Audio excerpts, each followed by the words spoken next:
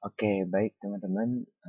Pada video ini saya akan coba sedikit menjelaskan apa itu basis data atau sering disebut dengan database. Ya. Oke. Melihat dari katanya, database atau basis data itu terdiri dari dua.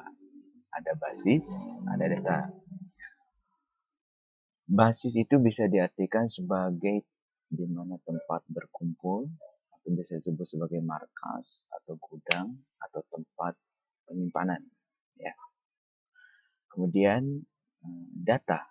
Data itu apa?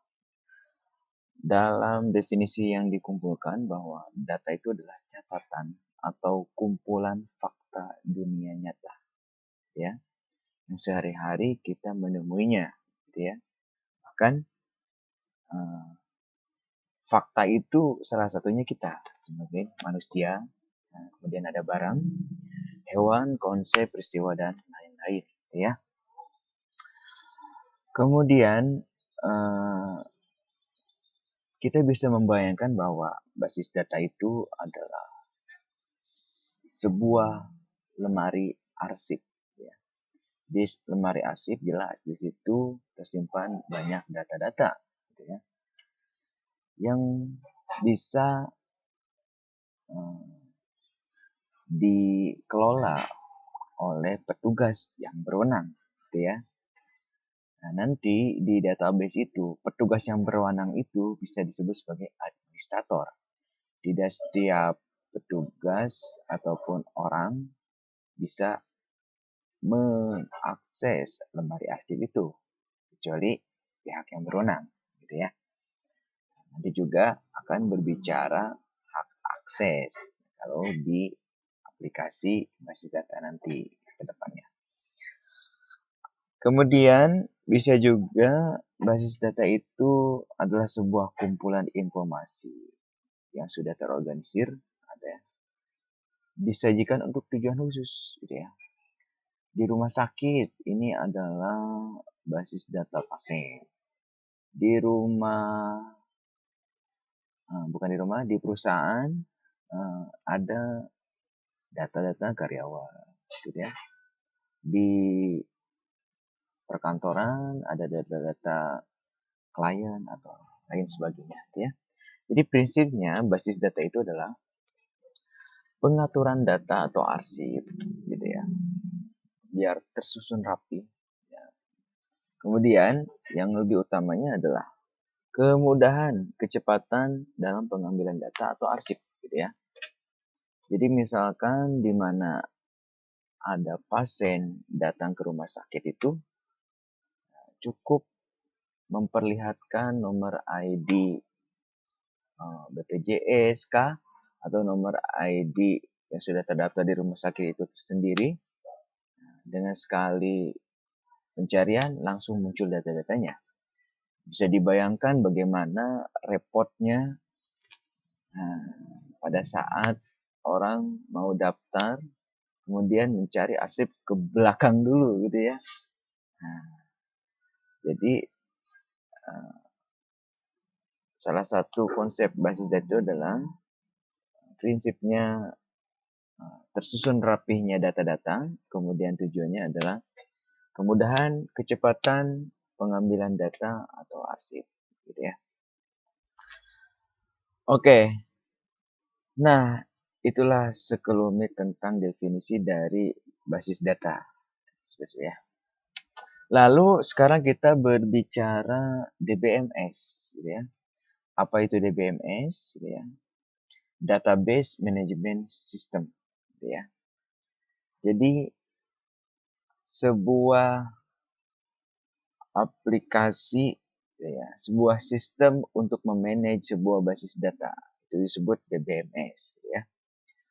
Dari DBMS ini muncul banyak aplikasi-aplikasi. Ya, nanti ke depan akan saya jelaskan di video berikutnya, ya. Oke.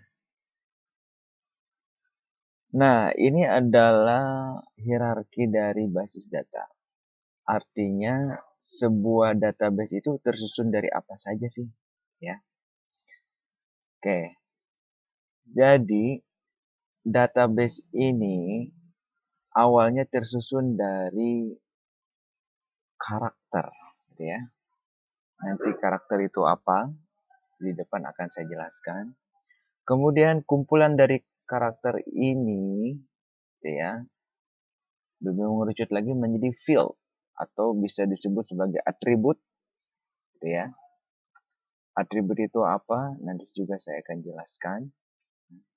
Kemudian ada lagi record. Ya. Record itu berarti isi, ya. Isi dari sebuah data, isi data atau tuple. Gitu ya.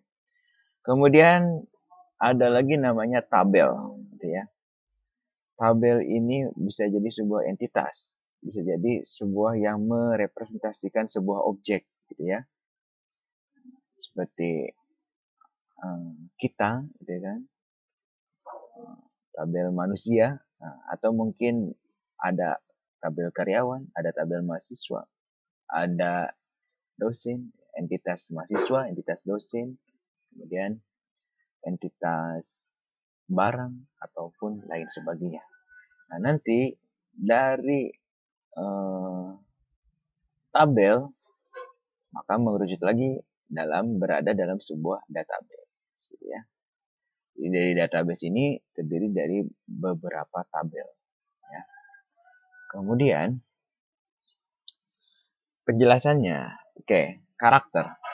Karakter mudah sekali kita jumpai, ya.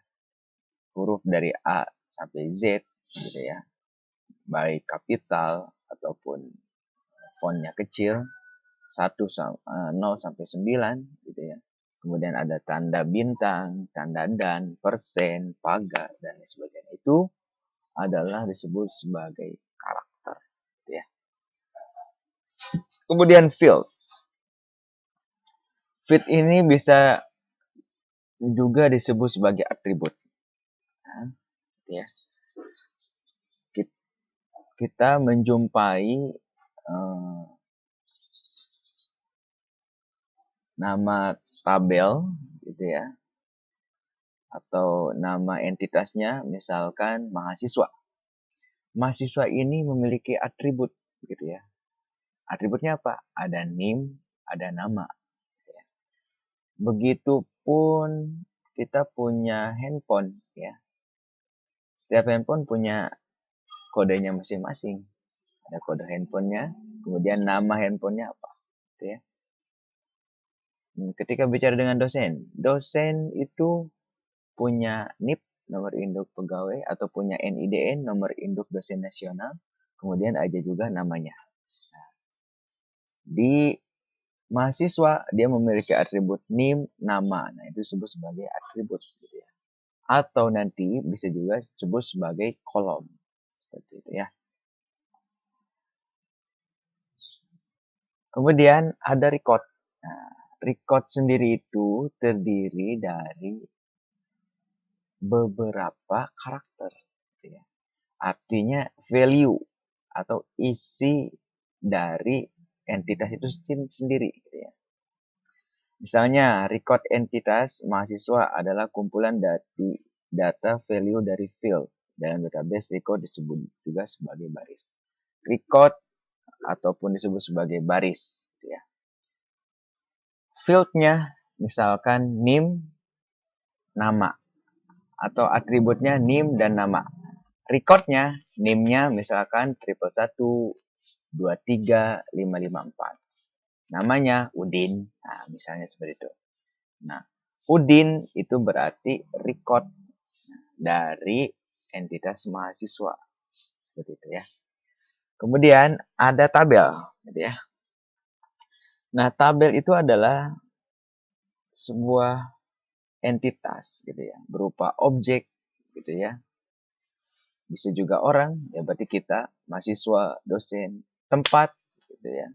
Kejadian atau konsep, gitu ya, yang informasinya akan disimpan dalam database. Seperti itu ya. Jadi intinya di dalam tabel itu memiliki field, kemudian dalam tabel itu ada record, record ini tersusun dari beberapa karakter. Seperti ya. Dan yang terakhir, setelah lebih mengerucut menjadi tabel, maka tabel-tabel tersebut disimpan di dalam sebuah yang namanya database. Ya. Artinya, di sini bisa dijelaskan bahwa database adalah kumpulan dari tabel-tabel yang saling berelasi. Kemudian disusun secara logis sehingga menghasilkan informasi yang benar guna dalam proses pengambilan keputusan. Gitu ya. Nah, database yang kita maksud di sini adalah database relasional, gitu ya. Artinya database yang saling berhubungan tabelnya satu dengan sama lain, gitu ya. Kemudian kita contohkan contoh informasi, gitu ya. Kan di sini tadi kita bahwa database ini adalah untuk menghasilkan informasi yang bernilai guna, gitu ya. Maksud informasi yang bernilai guna itu seperti apa? Nah, di sini ada informasi jadwal kuliah, gitu ya. Jadwal kuliah itu terbentuk dari kumpulan beberapa tabel yang sering berelasi, gitu ya. Dia terdiri dari data mata kuliah.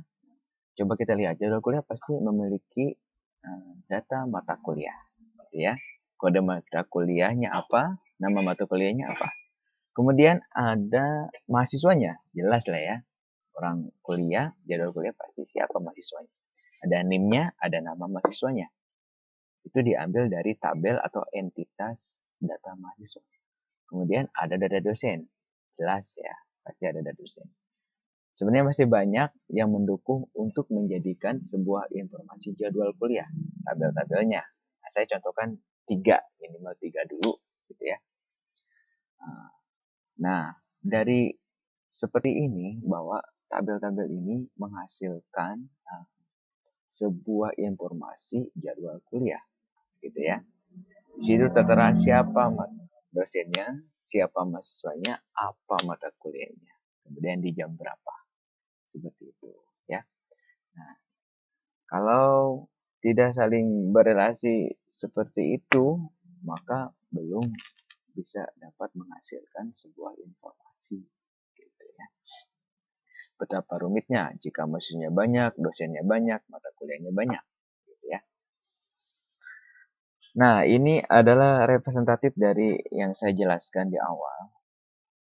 Misalkan ada contoh nama database-nya mahasiswa BSI, gitu ya. Kemudian nama tabelnya mahasiswa, gitu ya. Jadi di database mahasiswa underscore BSI ini memiliki tabel mahasiswa.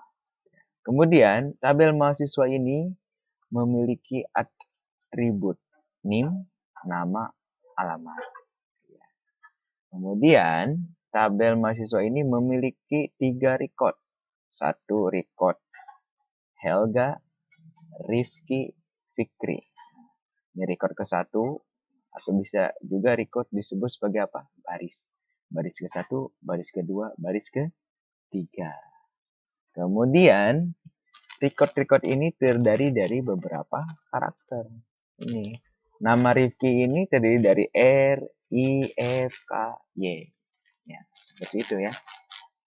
Jadi kembali ke susunan hierarki dari sebuah database. Jadi dari susunan karakter, kemudian record, ya, kemudian apa lagi? Field, kemudian tabel, kemudian database. Ya, selesai. Seperti itu yang saya dapat jelaskan. Semoga ada manfaatnya. Terima kasih.